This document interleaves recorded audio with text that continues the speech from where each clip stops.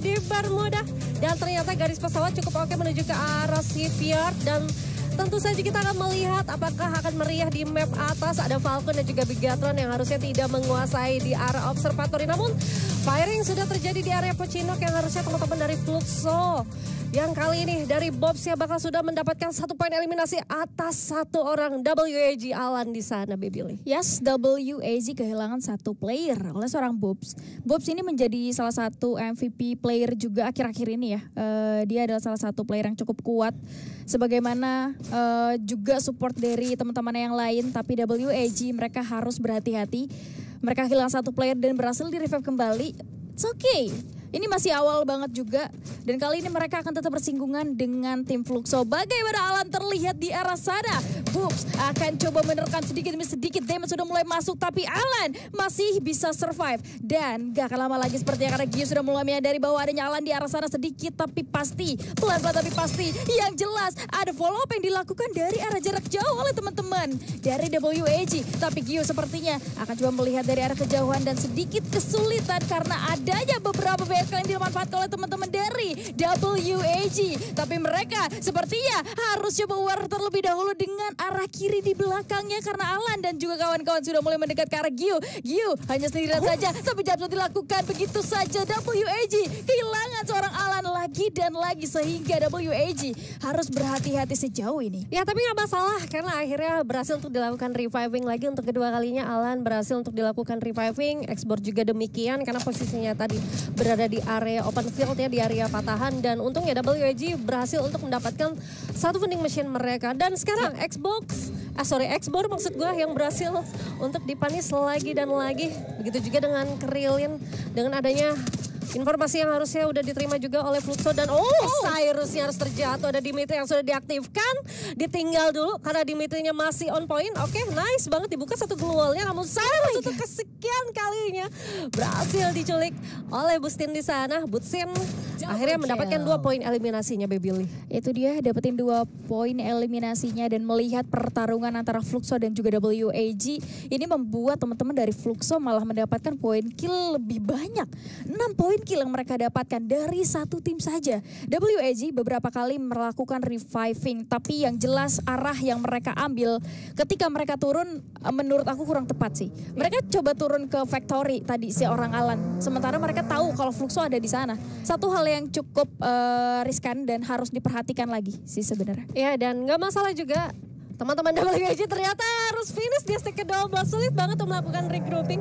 Karena ada Ewan yang harusnya coba untuk datang ke arah factory. Tadi 1 orang yang tersisa dari WAG emang gak bisa ngapa-ngapain lagi. Yang gue rasa tadi juga terlalu memaksa ya teman-teman dari WAG yang sempat 2 kali dilakukan reviving, balik lagi ke arah factory yang harusnya udah kelihatan dengan jelas sama teman-teman dari Fluxo. Udah tinggal naik aja, lihat ke atas gitu kan, informasinya udah pasti clear juga. Dan sekarang kita juga bakal melihat teman-teman dari A1 yang mungkin mereka kali ini bakal mengambil 1 area factory-nya. Gak masalah banget sebenarnya karena Fluxo juga udah cabut. Oke, ada 1 mushroom juga yang sudah dihancurkan yang artinya bakal terlihat dengan sangat jelas beberapa lawan di sekitaran dari factory tersebut. Tapi harusnya Fluxo udah cabut sih ini. Nah, iya ya, memang sudah nggak ada dan memang harus seperti itu gitu. Melihat dari mereka ketika mereka finishing WAG terlalu lama.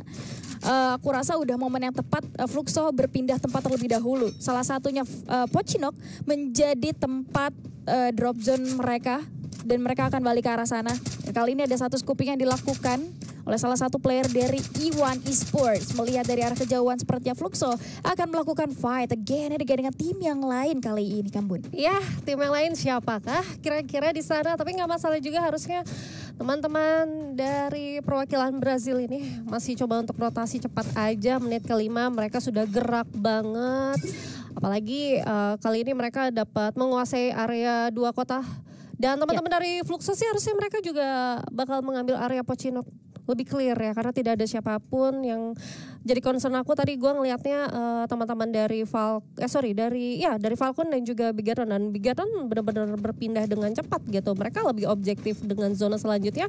Nggak mau seperti di FFWC ya. Harusnya teman-teman dari Bigatron Delta mereka mungkin fight di awal mereka menang gitu. Tapi saat masuk ke zona selanjutnya selalu tumbang gitu. Dan sekarang gameplay mereka udah berubah ya dengan adanya Nems juga yang bermain, yang artinya teman-teman dari Big Gaton lebih objektif dengan zona selanjutnya aja. Dan gue tadi sempat ngeliat juga di minimap bahwa Big Gaton sudah berada di area hangar yang harusnya posisi mereka udah gerak banget cepat nih ya ke arah bawah. Dan harusnya di area hangar tersebut sih belum ada gangguan karena dari Six Karmanya juga kemungkinan bakal gesekan sih nanti sama Big Gaton. Kalau misalkan rotasinya dari Six Karma mereka coba untuk lurus ke arah hangarnya karena kan Six Karma itu berada di area map bawah ya dan masih menahan sih selama mungkin. Jadi ini masih akan menjadi game pasif juga buat kita semua. Terutama teman-teman dari Fluxo yang tadi udah mendapatkan beberapa poin eliminasi bahkan sudah menumbangkan ya hampir satu tim WJ di STK ke-12. Kali ini mereka akan bermain lebih objektif lagi Baby Lee. Ya dan harus berhati-hati juga bagaimana mereka kehilangan banyak sekali waktu, resource dan juga roster mereka yang terculik. Dan sementara itu kita akan melihat Wax terlebih dahulu.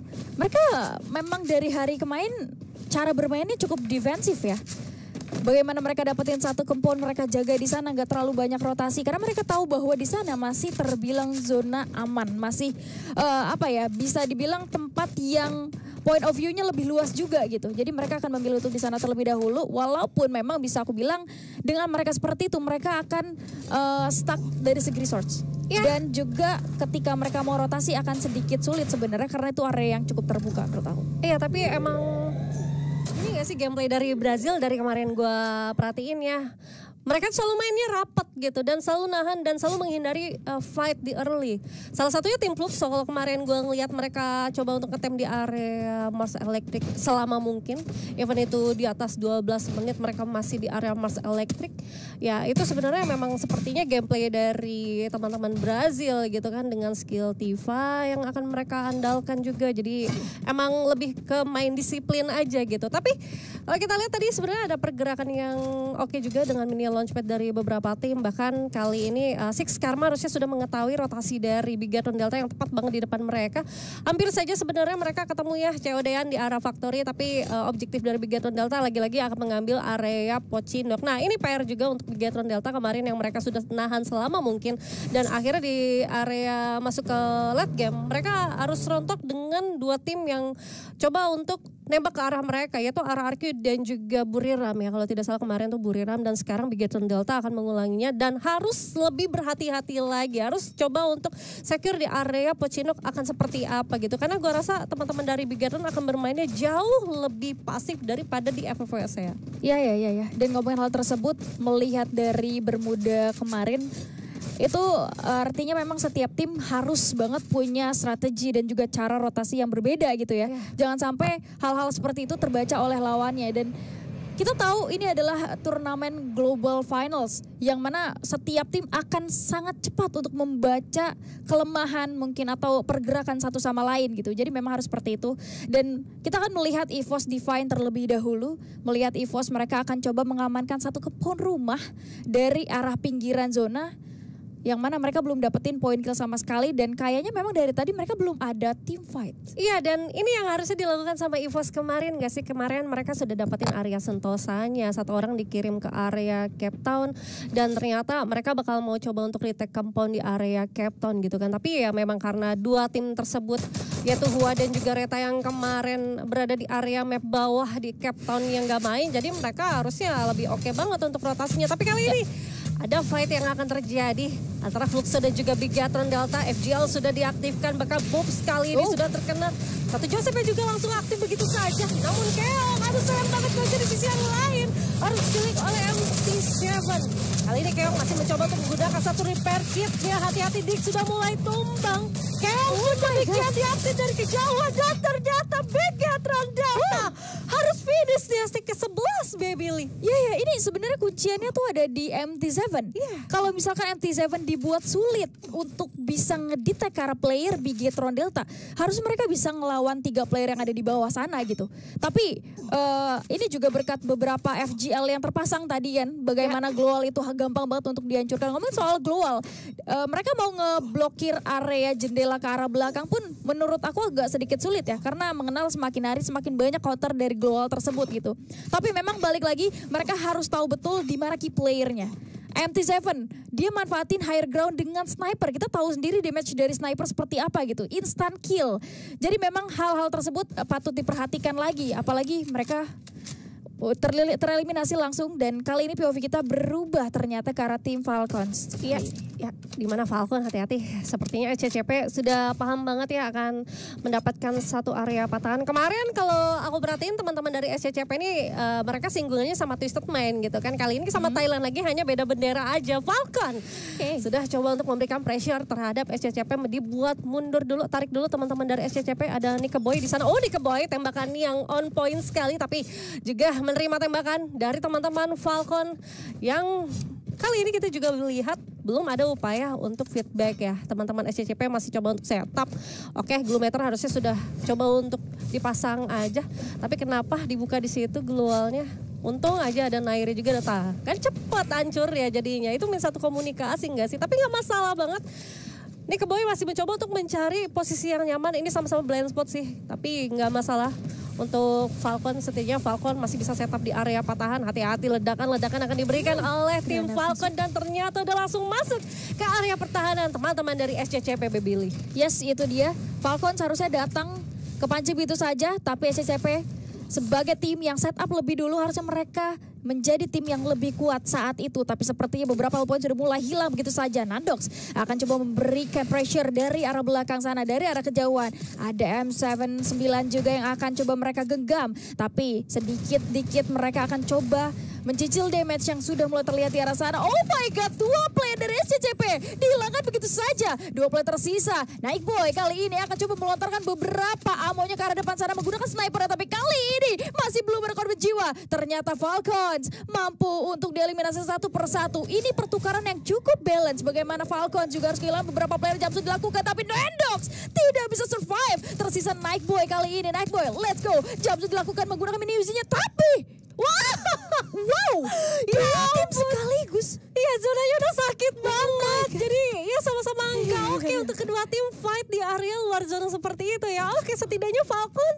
berhasil untuk tumbang di set ke-8 gitu kan. Momennya eksklusif banget kan dia. Eksklusif banget dan itu capek banget ya Falcon. Capek-capek ngeluting sejauh itu dari map atas gitu kan ya. Setidaknya dapetin beberapa poin eliminasi ya. Walaupun akhirnya nggak ada yang diuntungkan juga dari kedua tim. Tapi nggak masalah karena masih ada 7 tim. 23 orang juga yang masih hidup. Nah ini dia nih teman-teman dari Pain Gaming ya. Yang dimana mereka coba untuk ngambil di area patahan. Oke, nice. Ada satu vehicle yang akan digunakan oleh Gus di sana. Pasti dia lahirnya bulan Agustus tuh Billy. Kenapa tuh? Karena namanya Gus. Oh gitu ya. Iya. Kita lanjut lagi. Ini dia replay yang tadi udah terjadi. Survivors, kalau kita ngelihat posisi dari setiap tim sebenarnya juga lumayan area-area yang cukup terbuka ya. Yes. Ini pinter-pinteran gimana mereka dapetin kempon aja. Sebenarnya satu granat juga udah mulai dimasak oleh teman-teman dari Iwan Esports. Kali ini ada jumpsuit yang dilakukan. Sehingga sepertinya ada satu korban jiwa di arah sana. Ada jumpsuit dilakukan lagi dan lagi. Tapi ada hal yang patut kita waspadai juga di sini. Karena area yang benar-benar mencengkram itu lower ground lah. Iya, lower ground ya. Tapi EVOS kesulitan masuk ke dalam zona dan harus push di asik ke-7. EVOS gak jauh-jauh dari 7 dan 8 ya. Ada apa sih dengan 7? Ada apa sih? Gue penasaran nih mitos deh kayaknya ya. EVOS itu gak jauh dari angka 7 loh. Betul. Oke, gak masalah banget. Tapi emang zonanya nyebelin jujur ya. Sebel banget idih. Karena di area patahan kayak gini gitu kan. Banyak banget grounding yang sebenarnya bisa dimainkan tapi gak diuntungkan juga. Dari beberapa tim bahkan. Ya even ini teman-teman dari Pain Gaming sudah dapatin di area 2 jalur ya, di area patahan dan juga di area jembatan. Bahkan di sini attack around masih berada di area jembatan. Itu ada satu monster truck yang kemungkinan akan dipakai sampai ke late game kalau misalkan zonanya benar-benar mental dari arah jembatan. Namun harusnya gesekan akan terjadi. Teman-teman dari Fluxo yang berada di area bawah jembatan. Nah, mereka selalu stick together. Namun Six Karma tersisa 1 orang aja harusnya berada di bawah. Harusnya mereka ketemu yang Six Karma. Dan teman-teman dari Attack All Around masih mencoba untuk memberikan pressure-nya terhadap satu tim Pain Gaming yang coba untuk rotasi. Fight pun tak terhindarkan di atas bawah sama-sama perang nih Billy. Iya ya, sama-sama perang. memang situasi yang cukup berbahaya antara satu sama lain karena ini area jembatan yang mana atas ada fight, di bawah juga ada fight gitu. Tapi kita akan fokus terlebih dahulu karena Pain Esports kali ini Petra XL akan coba fokus untuk berlindung terlebih dahulu dengan adanya glow yang terpop up di arah sana. Tapi di sisi lain ternyata Six Karma harus tereliminasi juga. Tersisa 5 tim lagi. Bagaimana fight masih terjadi di arah bawah sana, tapi Pain Gaming hanya tinggal menunggu saja. Tapi yang membuat mereka sulit adalah ketika zonanya tidak ada di pihak mereka, akan sulit untuk mereka bisa turun ke arah bawah sana. Sementara kali ini beberapa tim sudah mulai sadar betul dengan adanya posisi dari Pain Esports yang ada di arah atas. Pain Esports sih, Pain Gaming bisa aku bilang kalau mereka punya Portal Go mereka bisa pakai sekarang juga gitu. Karena kalau terlalu lama malah nggak bisa untuk mereka turun ke arah bawah. Sementara ini masih ada 4 tim dengan roster yang cukup banyak. Oke, masih ada CLG juga di area bawah. Wah, itu Skylar sudah connect banget ke teman-teman dari A1. Hati-hati, ledakan-ledakan akan diberikan ternyata. Oke, nice banget Stevie-nya udah pasti diaktifkan. Berada di area Stevie. Nah, benar-benar mereka tuh stick together. Even ada satu Skylar yang akan menghancurkan satu glow mereka. Ya udah mereka bakal estafet aja. Bagus banget, namun sayang sekali karena Igunya juga harus terjatuh. Disusul oleh Vitin di sana. Vitin masih berhasil mendapatkan satu kepala, namun Joker dengan satu snipernya on point sekali. 3 poin eliminasi nggak masalah banget untuk teman-teman dari CLG. Bisa bermain cukup oke. 3 tim yang tersisa. Ingat masih ada Pain Gaming juga yang harusnya berada di area atas. Monster Track tadi sudah hancur. Yang harusnya tidak bisa untuk dipakai lagi. Mau nggak mau mereka harus menggunakan mini launchpad atau Portal Go sekaligus. Tapi kalau misalkan mereka menggunakan satu Portal Go, ini akan menjadi momentum yang bagus banget untuk tim yang berada di area bawah. Kita menunggu timing aja karena Fluxo juga masih ada. Dan ternyata ini masih mendominasi untuk teman-teman dari Brazil dan juga satu tim dari Latam nih, Baby Lee. Iya. Dan Fluxo mereka dapetin posisi yang enak banget karena zonanya ada di arah mereka. Sementara Pain Gaming memang nggak punya pilihan lain selain menunggu di arah atas sana. Tapi yang paling terdesak adalah CLJ. CLJ ini nggak punya pilihan lain, mereka cuma bisa healing dengan medkit yang mereka punya. Itu pun medkit yang mereka pakai memang nggak seberapa kalau kita compare dengan zona yang sesakit ini gitu. Tapi sepertinya Pain Gaming masih coba memberikan damage ke arah bawah sana dan beberapa player coba turun. Tapi sepertinya damage sangat sakit sekali. War terjadi di arah sana sepertinya, tapi sedikit sulit karena banyak sekali global terpop up sehingga mereka harus bisa mengandalkan dirinya sendiri. Apalagi resource yang mereka punya mungkin sudah mulai menipis. Hancur begitu saja, satu persatu. Kira-kira siapakah yang akan buya? Akankah Fluxo bisa mendapatkan buya? Ini dia, Fluxo berhasil mendapatkan buya di game pertama kita hari ini. Oh my god, congratulations Fluxo. Akhirnya berhasil untuk mendapatkan buya mereka. Yes. Ya walaupun sebenarnya prediksi gue gue lupa apakah Fluxo ya. Kayaknya gue ada prediksi Fluxo tapi nggak di game pertama gitu. Tapi emang lagi-lagi bermain lebih objektif untuk Fluxo akan menjadi pilihan yang oke banget. Prediksi aku. Prediksi kamu ya? Di game pertama. Wah keren banget prediksi Baby Lee. Kamu gimana sih? Katanya prediksi never miss. Never miss itu kalau champion. Kalau Buya enggak, yang mohon maaf. Tapi memang tadi di area late game gue ngelihatnya permainan yang bagus juga ya. Walaupun tadi ada posisi dari sniper seorang Pain Gaming yaitu si Moto di arah atas. Dia sadar banget kalau misalkan dia turun dia sulit banget. Jadi dia lebih ke pasrah diri di atas. Nggak pasrah sih, lebih ke aku akan memberikan detik-detik terakhir aku menggunakan sniper ke arah bawah gitu. Jadi damage-nya bakal coba untuk ditembakin. Tapi emang di bawah itu banyak banget ya glue wall yang sudah ditahan sama teman-teman dari Fluxo juga. Dan gue ngeliatnya tadi ada teman-teman dari Pusi dan Gyu yang unggul dengan Casey. Tapi kita bakal lempar dulu ke host kita untuk wawancara Sila. Let's go! Do time brasileiro por aqui. A gente já puxou o Gil para trocar uma ideia, ele que faz parte do Rush, né? E eu queria falar uma coisa pra Yusu aqui em português mesmo. Falei pra tu que tu ia entrevistar brasileiro agora. Tu ia entrevistar brasileiro hoje, viu? Beleza? Ok? Então bora lá, minha família. Trocar uma ideia aqui com o Gil. Vou começar em inglês, tá bom? E aí tudo vai ser traduzido aqui pra vocês. Okay, so do you think in your debut today you didn't go really good? So do you think the pressure of being the current and world champions made you be targeted by the other teams? Perguntei, tipo, no primeiro dia de vocês não foram muito bem, então você acha que por causa de vocês serem campeões mundiais, botou uma certa pressão em vocês e também fez os outros times virem atrás de vocês por causa disso? Eu acho que não, porque Mundial é um jogo muito diferente. Lá no Brasil a gente tem um respeito, que os outros times não vêm pra cima, a gente tem mais moral, assim, acho que pode-se dizer. E aqui não, aqui é Mundial, todo time quer... A gente é um time forte, é um time que briga ali pelo topo. Então todo time que tiver a oportunidade de fazer alguma troia, jogar pra cima, tirar o máximo de pontuação possível, eles sempre vão tentar. Okay, so his answer was, in Brazil, they got respected by all the other teams. Here's a different game. The other teams don't have the same respect for them. So here, everyone is equal and everyone wants the same thing. Okay, but here, yeah, it's a totally different game. I understand. Yeah, last time Carol told me, I told you we're going to interview Brazil this time. I accept this fate. So, Jiu, from yesterday, we were fighting with Group A, and it was a pretty intense group for you. So, do you have any thoughts or any view for the C teams, especially Thailand teams? Beleza. Ela perguntou aqui, ela falou que o grupo A foi bem difícil para vocês. Ela queria saber se você tem algum ponto de vista, algum pensamento em relação aos times do grupo A, principalmente dos times que vêm da Ásia, ali na questão tailandesa também. Eu acho que não existe muito isso porque é mundial. Todo time que está aqui tem capacidade, todo time aqui é muito forte. Acho que a gente não tem um grupo que a gente em si olha mais. Ontem a gente jogou mal mesmo, nosso resultado não foi o resultado esperado pelo público e não por nós mesmos. A gente sabe que a gente errou, viemos com uma mentalidade diferente para consertar e hoje fazer um bom jogo. Perfeito. He said all the teams here have the same capacity. He is not looking at any group, any kind of group, not group A, not group B, not group C, because here they all equals and they are looking for the same stuff here to get the trophy. But he got the blame on themselves because of their debut. They know they were really bad yesterday, and that's all their fault. So yeah, they will get better today.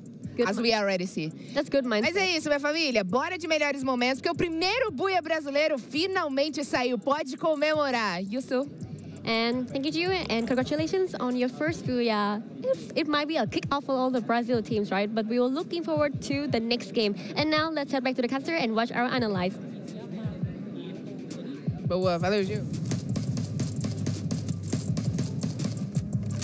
Oke, Fluxo bilang katanya mereka ngerasa jauh lebih baik hari ini gitu. Apakah itu akan terjadi juga untuk di match-match selanjutnya? Karena kalau kita compare dengan hari kemarin, kemungkinan juga tim-tim Thailand menjadi pengganggu untuk Fluxo. Karena kemarin kan dominasinya masih Thailand. Ya. Sedangkan Thailand nih yang main untuk hari ini nggak banyak ya. Twisted-nya nggak ada, Buriramnya nggak ada. Cuma ada dua tim sebenarnya sama aja nggak sih sama hari Sama aja. Cuman mungkin rotasinya performa setiap tim itu berbeda gitu. Iya, sama lebih ke rotasinya yang berbeda. Kalau kemarin kan lebih ke Buriram tuh nggak ada yang ngeganggu sama sekali gitu. Dan gue gak tahu kenapa teman-teman dari Falcon sebenarnya mereka lebih unggul dengan poin eliminasi dan juga tadi rank di hashtag ke-8 ya. Sebelum ditumbangkan satu tim yang udah mereka dapatkan di area patahan mil. Dan yang mau gue bahas di area late game ini dia. Tadi ada satu orang dari Butson kalau nggak salah. Maaf kalau saya salah ya, namanya antara Boots dan juga Giu ya tadi ya. Giu sempat di area late game. Giu tuh mengaktifkan skill Casey-nya ke Bootsin. Jadi posisinya Butsin dia cuma tembak-tembak aja, berfokus tembak karena sudah di healing sama satu Casey dari Giu. Dan itu adalah komposisi yang bagus juga untuk di area late game. Karena di late game itu nggak melulu cuma nutupin dengan glue wall, tapi lu masih ada fight di sana gitu. Dan posisinya untuk Pain Gaming sendiri udah satu orang tumbang tadi di atas menggunakan satu sniper yang udah sakit banget sama terkikis dengan zona. Mau nggak mau mereka harus tempur dengan 3 orang, belum adanya XP yang udah berkurang saat mereka coba turun dari arah jembatan, Baby Lee. Iya. Ngomongin soal Casey, that's why Casey menjadi salah satu karakter yang skillnya work banget ya untuk setiap tim gitu. Tapi bagaimana caranya mereka bisa ngejadiin itu tuh senjata untuk lawan gitu. Gimana caranya mereka bisa nempelin temennya, gimana caranya mereka bisa ngasih support ke temennya itu dengan waktu yang pas. Karena kalau Casey itu jadi salah satu karakter yang sering dipakai, tapi belum berarti Casey ini juga work untuk dipakai, ngerti gak sih? Kayak bergantung dari merekanya, gimana cara mereka pakai itu. Ya, lebih ke disiplinnya mereka seperti apa ya dalam mereka satu tim untuk pakai karakter yang itu. Artinya kalau misalkan ada satu tim yang menggunakan Casey, ya udah nggak bisa terlalu jauh dari satu tim tersebut. Yang artinya mereka udah nggak boleh main mencar, mereka harus regrouping beberapa momentum gitu kan. Dan ini dia untuk MVP-nya yaitu Fluxo MT7. Aduh, kepepet beli kayu. Cakep. I just can't stop thinking about you. Waduh. 6 poin eliminasi dengan perolehan damage 4.200. Ground Ini 4.200, wow. Gede. Besar banget untuk satu match yang mereka lewati. Baru satu match di hari ini gitu. Yang mau aku bahas juga dari tim Fluxo ini, dia mempunyai 3 Arvon. Yang artinya mereka mempunyai 9 titik rotasi yang akan mereka lalui juga. Yang artinya dia bisa melempar 9 Arvon mereka, di mana mereka ingin rotasi nantinya. Menghindari fight di awal, sampai mereka make sure mereka apakah masuk untuk zona selanjutnya mereka aman. Nah ini dia tim Fluxo, tim lebih ke Brazil ya. Untuk Brazil sendiri kita bakal lihat Butsin asisnya gede. Jujur asisnya gede sebagai salah satu support. Razer ya ternyata ya yang support.